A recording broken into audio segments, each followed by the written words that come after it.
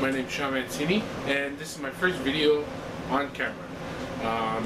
You all know me as doing my tutorials on network security, but today I'm not talking about network security. Today I'm actually trying to display a new project that I've been trying to work on, trying to get off the ground, and that is turning a Raspberry Pi type of device into a school. So give me a moment.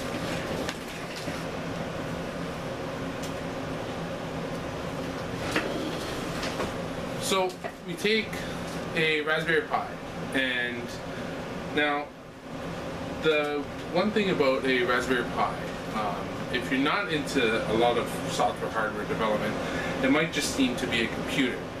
The best thing about this new type of technology here is that first of all, it's very portable, very lightweight, very deployable.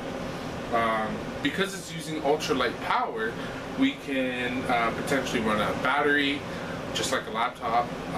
Obviously, run a lot longer with a lot less power, because it is very power efficient. Another thing is that we have automation through the GPIO pins, but that's enough about the actual hardware itself.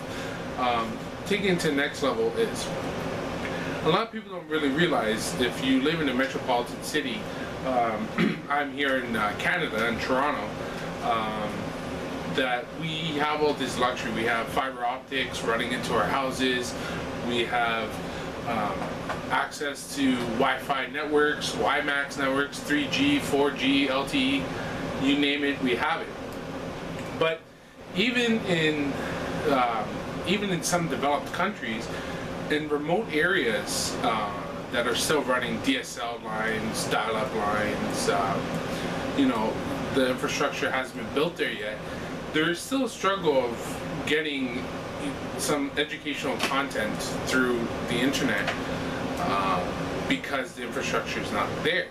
Now, that problem can be solved by by converting one of these Raspberry Pis into pretty much a deployable school.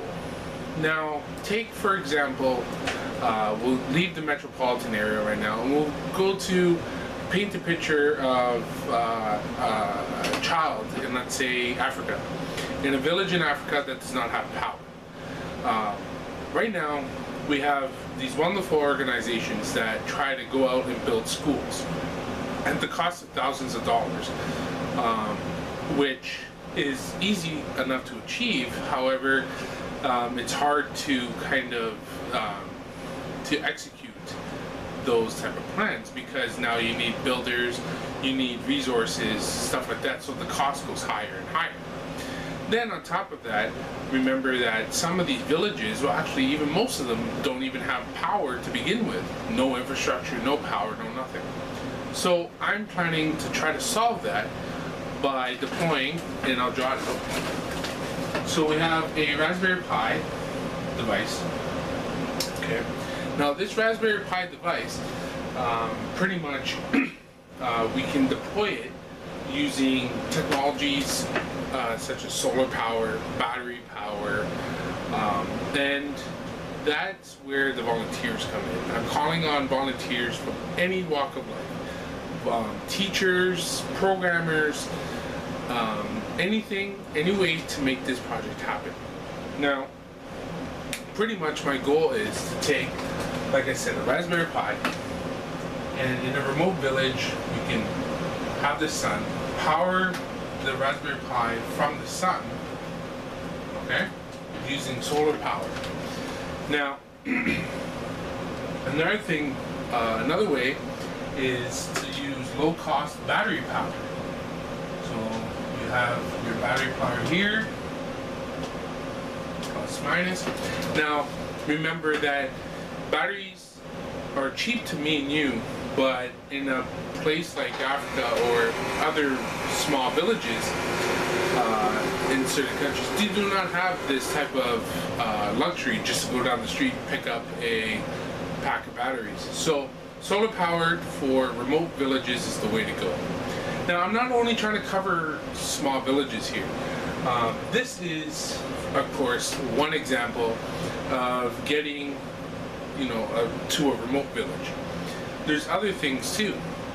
For instance, we can use a Raspberry Pi to drop off preloaded content, whether it be computer programming, ABCs, math, science, what you name it, and drop it off into a preloaded package and drop it up to a school or community center where they can stream off of that Pi locally. Now, you take, for instance, an ad hoc Wi-Fi network, I'm going to be able to support a couple of clients at least.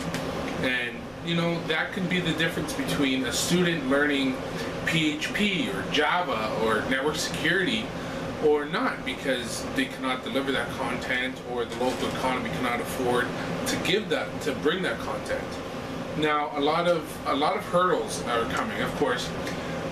For instance, number one, how to get it solar powered. Number two, local laws might not support having preloaded educational content because they might argue that there's some, teachers that might be not employed taking that class because we have it preloaded.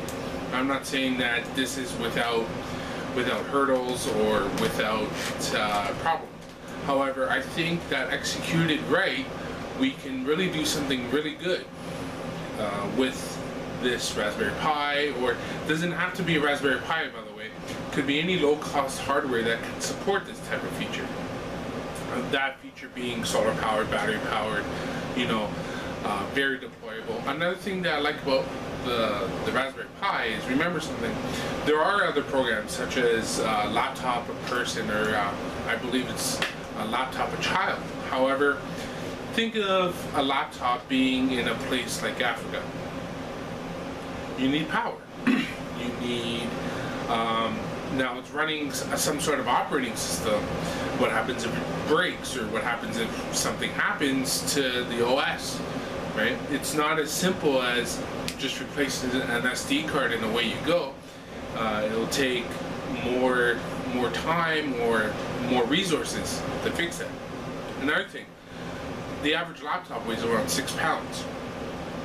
Now, to ship a 6-pound laptop to a remote village or to a remote place, you're talking maybe, $20, $30 if you're lucky. How about a 500-gram Raspberry Pi with a SD card and an acrylic case? Now you're talking maybe a couple of dollars, or we can ship multiple ones and ship them across the world. Another thing to consider is that now even a laptop is going to be sub $100, with a generous donation. However, a Raspberry Pi at $35 plus a $6 SD card, meaning we can, through donations, $100 we can give 2 schools rather than 1 laptop. So the possibilities are endless. Right now, I've been working on a slim version of Raspbian. If you're familiar with the Raspberry Pi at this time, there is a version of Debian that's called Raspbian because it's pre kind of configured to work great with Debian. Sorry, the Raspberry Pi.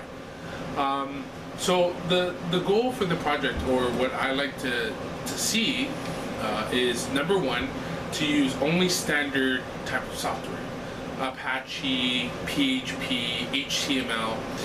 The reason for this, instead of making like a custom OS or something like that, is to have it where if one developer decides that they do no longer want to contribute, another developer can come in and pick up where they left off.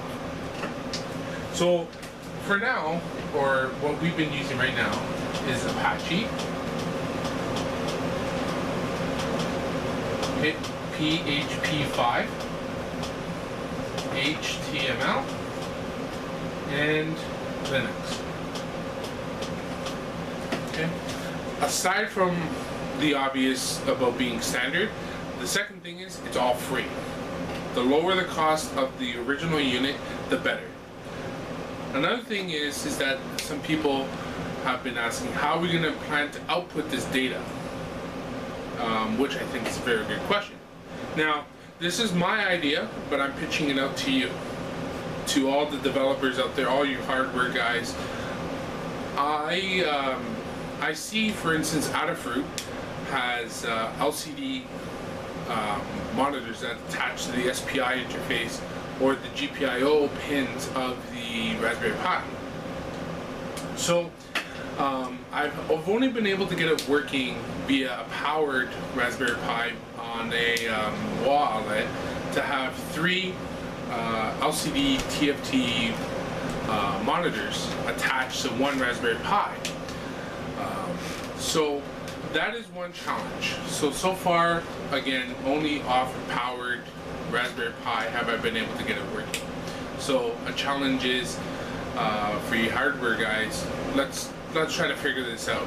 I've kind of thought of maybe some LCD monitors. LCD monitors, at least in Canada, go for around 25 bucks for a used off-lease LCD monitor.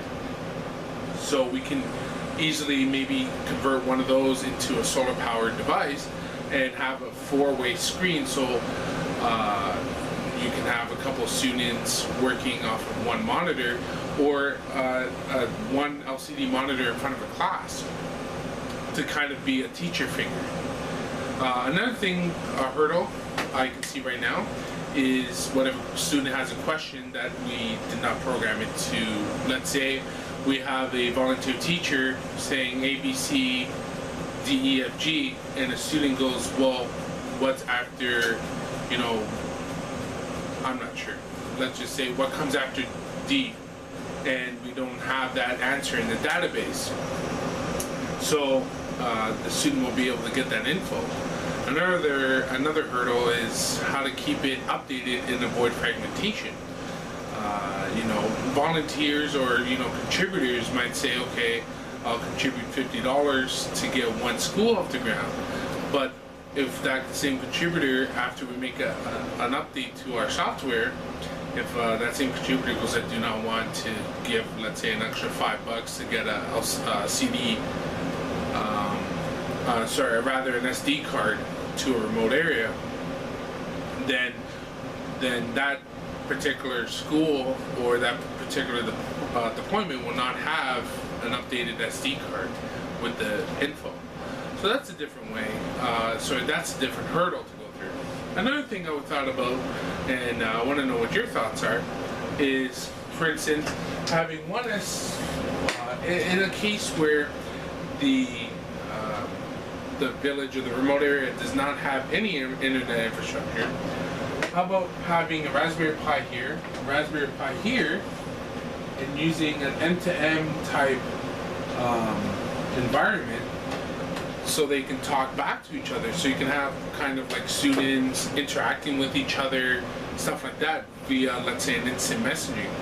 Another thing too is the best thing about all this is that at the end of the day,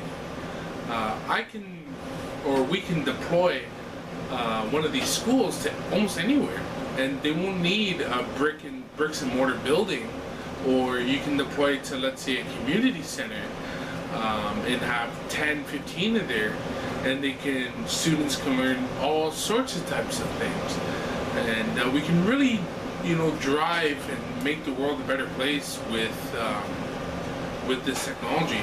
And we're all kind of in this together. You know, if you're a programmer, you have even 15-20 minutes to make a script and kind of teach a kid how to do PHP. Or if you're a Linux guy or a network security guy just like me, and you want to kind of bring this knowledge to the less fortunate kids into our future, this is I can see this being something really great. So I'm calling out. I hope that I really explained myself well. I'm kind of out of my comfort zone here because I'm usually behind a desktop and recording my desktop, but that's no here or there. But let's do the best we can to make the world a better place using technology. For those of you interested, you can visit my website. It's opensourceeducationproject.com. You can also visit me on Google Plus under Sean Mancini. You can see the Facebook page I set up, Open Source Education Project.